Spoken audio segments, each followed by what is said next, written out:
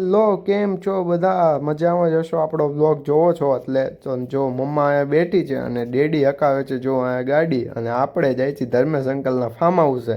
ત્યાં જઈને આવા નીચે બહુ જ મજા.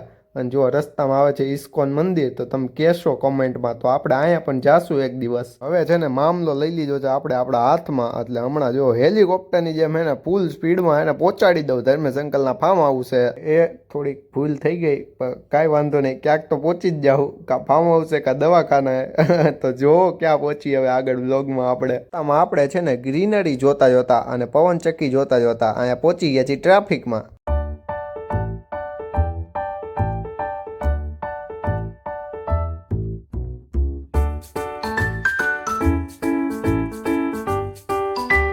જો રસ્તામાં આવી ગયું છે બહુ બ્યુટીફુલ મામાદેવનું મંદિર, તો જય જય મામાદેવ. જો હવે આપણે આવી ગયા છીએ રાધે ફાર્મ હાઉસમાં, અને હું તમને બતાડું જો કેવા મસ્તીના બધા ઝાડવા વાવેલા છે.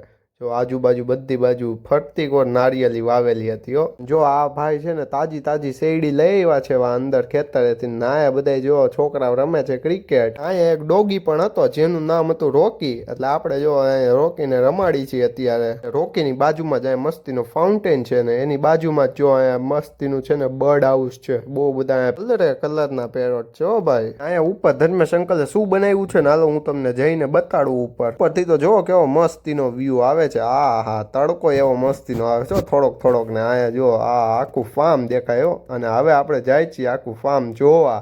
આપણે લઈ જાય છે ધર્મેશ અંકલ. અહીંયા ક્યુ ફ્રૂટ કે ક્યુ ઝાડવું કે એ વસ્તુ ધર્મેશ અંકલે નહીં વાવી હો. આ જો ડ્રેગન ફ્રૂટ આવી ગયો. આખા રસ્તામાં ડ્રેગન ફ્રૂટ વાવી દીધા છે. આખા રસ્તામાં બધાય ફ્રૂટ વાવી દીધા છે.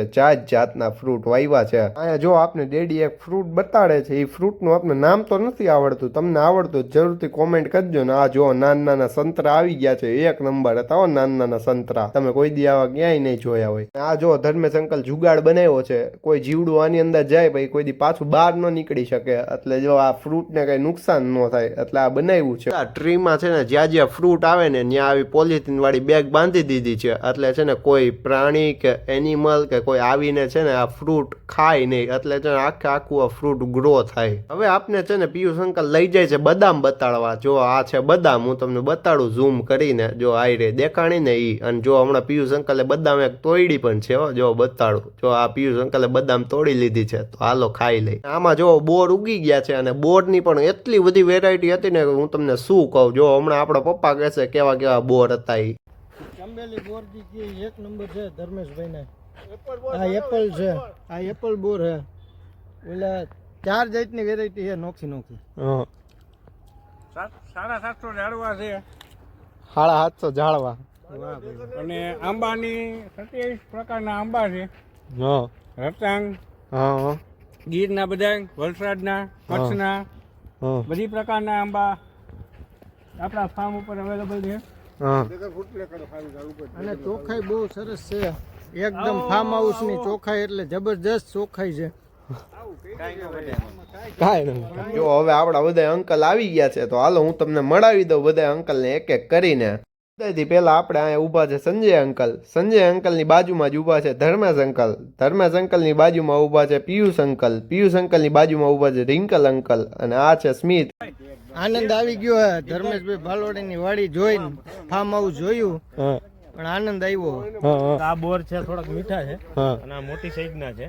થોડાક મોટા છે પણ ક્વોલિટીમાં બેમાં ફરક છે. અને આપણે જોઈ શકો છો તમામ જાતના ફ્રૂટ જોવા મળશે. શેરડી થી માંડીને લીંબુ છે, પછી આંબા છે. આંબાની કેટલી જાત છે? 27 જાતના આંબા છે. તો અવશ્ય ને અવશ્ય અહીંયા મુલાકાત લેજો. અને ફ્રૂટમાં કોઈ બાકી નથી. ફ્રૂટમાં બધા ફ્રૂટ આવી ગયા. જો હું સ્મિત બે ખાય છે બોર. આયા હા મસ્તીના મીઠા બોર હતા એક નંબર. જો રોકી આવી ગયો છે અંદર ફાર્મમાં, અને સ્મિત ને મને લાગે થોડીક બીક, તો અંબે થોડાક રહી છે રોકી થી આગા. જો બે મસ્તી નાના ઝૂલા પણ બાંધેલા છે, ને એની બાજુમાં જો અહીંયા ગુલાબનું નાનું અમથું ફૂલે છે. અને જો આ છોકરાઓનો બોલ ખોવાઈ ગયો છે, એ બધા ગોતે છે. જો અહીંયા બધા આંટી બેઠા શાકભાજી સુધારવા માંડ્યા છે. અને જો આપણી મમ્મા છે ને આ કરે છે વઘાર પાઉંભાજીનો.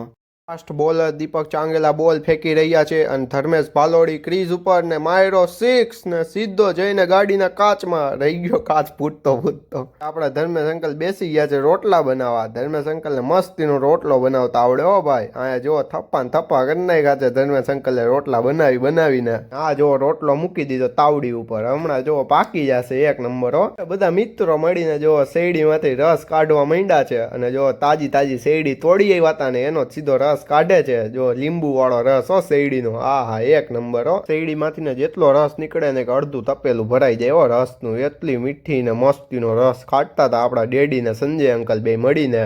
જો બાજુમાં જ આપણી મમ્મી છે ને મસ્તીની જો ગરમા ગરમ ભાજી બનાવે છે. હા સુગંધ કેવી મસ્તીની આવે છે. એવું જ મન થાય કે હમણાં ખાઈ લઈ. અને જો બધા આંટી પીવે છે રસ.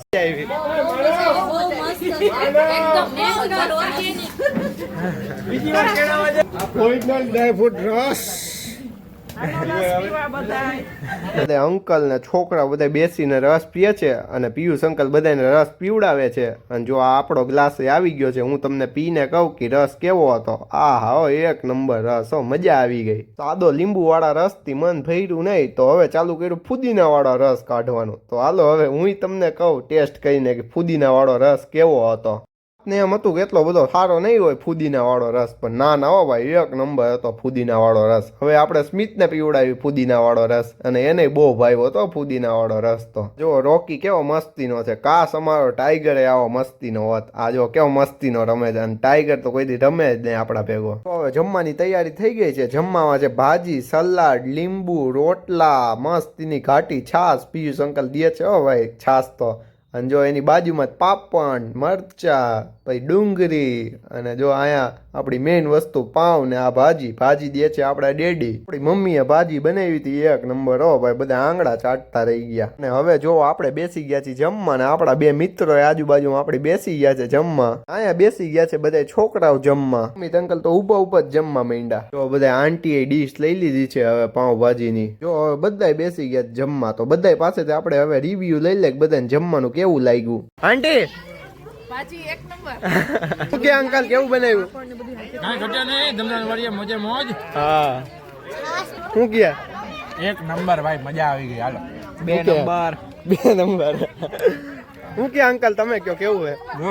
જોરદાર ને. હાલો રમિત અંકલ ખાઈ જી પાઉં ભાજી એની તબિયત સદાઈ રહે તાજી. હા હાલો લેડી ખાઈ રાધે ભાજી રાધે ભાજી. હાલો આંટી તમે બોલો. મસ્ત ભાજી, હાલો આંટી. મસ્ત રોટલા, ઘરની વાળી, ઘરની શાકભાજી કે ઘરની પાઉંભાજી. ઓર્ગેનિક ભાજી, રાધે પાવ. પીરસવા વાળા કહેવાય. કેવી ભાજી છે? અરે ભાજી એટલે ભાજી ભાઈ.